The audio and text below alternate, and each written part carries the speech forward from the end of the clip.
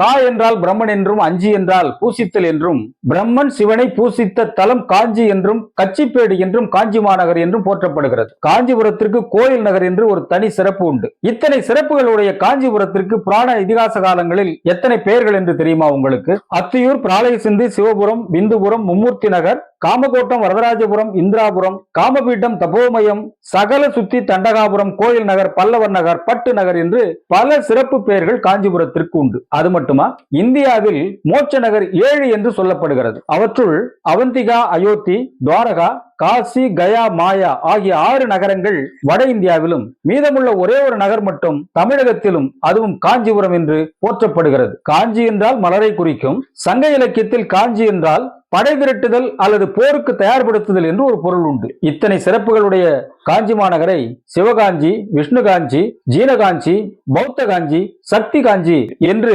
5 பிரிவுகளாக புராணங்கள் வகைப்படுத்துகின்றன. காஞ்சிபுரத்தை தலைநகராக கொண்ட தொண்டை மண்டலத்தை தொண்டை நாடு சான்றோர் உடைத்து என்று சிறப்பாக சொல்லுவது உண்டு. ஆக இத்தனை சிறப்புகளையும் பெயர்களையும் தன்னகத்தே கொண்ட காஞ்சிபுரம் நம்முடைய தமிழகத்தில் உள்ளது என்பது நமக்கு பெருமை அல்லவா?